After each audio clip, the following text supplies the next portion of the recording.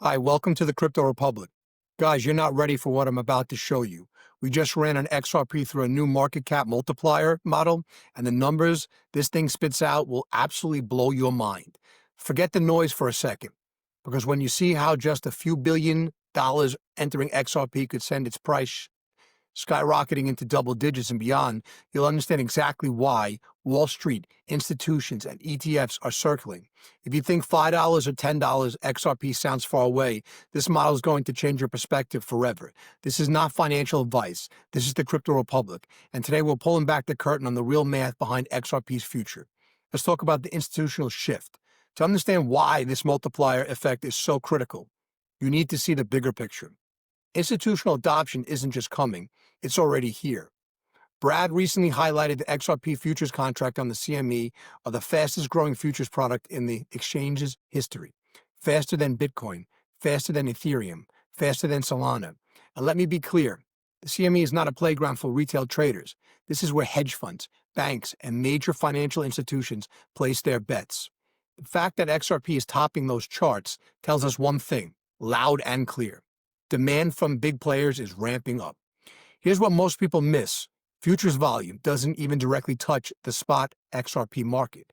These aren't the trades you and I make on Uphold or Coinbase. This is the plumbing, the infrastructure that lets massive funds gain exposure without the custody, wallet, clients headaches.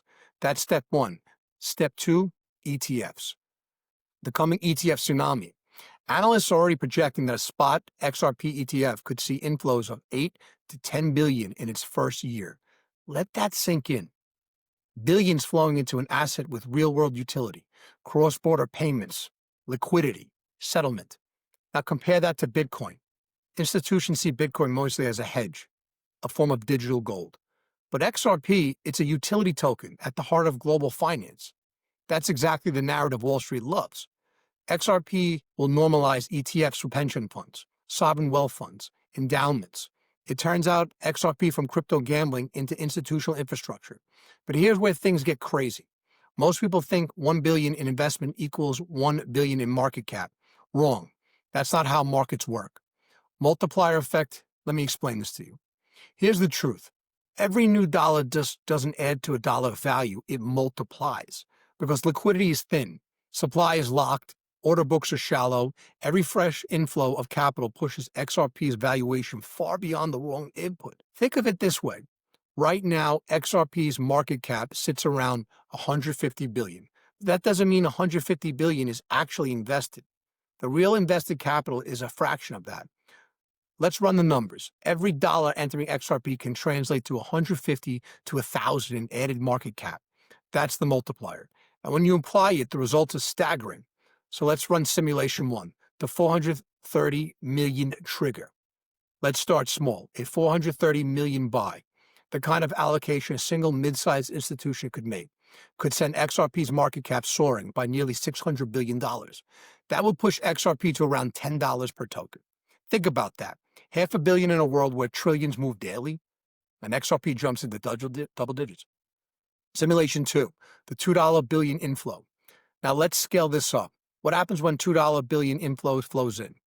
That's less than what BlackRock moves before lunch. Run that through the model, and XRP's market cap rockets into 2 trillion range. Token price, we could say around $35. That's not fantasy, that's math. Now let's take a simulation 3 approach, the 7 billion ETF wave incoming. Now let's use analysts' ETF estimates. 7 billion in year one, run that number, and XRP hits $80. Realize what that means. 7 billion is less than half the assets some regional banks manage.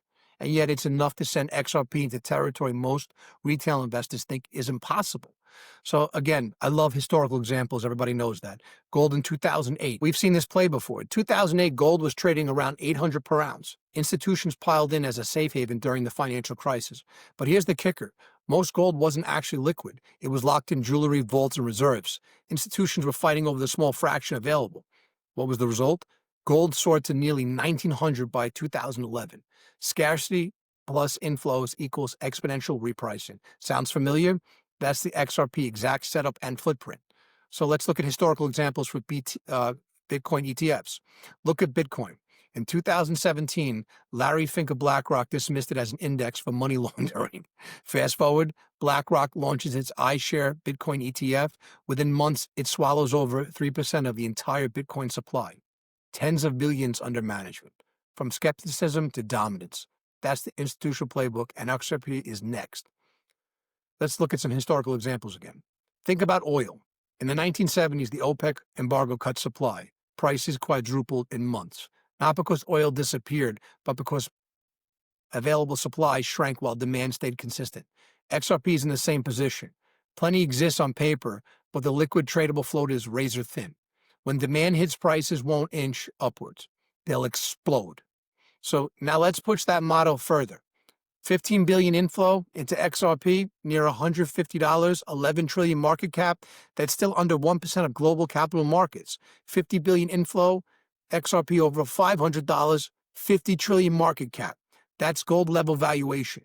100 billion inflow, XRP into thousands per tokens. And remember, $100 billion is less than what global bonds funds shuffle around in a single quarter. Why the multiplier works? Well, it all comes down to liquidity, my friends. Think about real estate. If a billionaire buys a handful of houses in a small town at inflation prices, suddenly the entire market caps rises of the town. Did the billionaire buy every house? No, but valuation shifted because of the signal.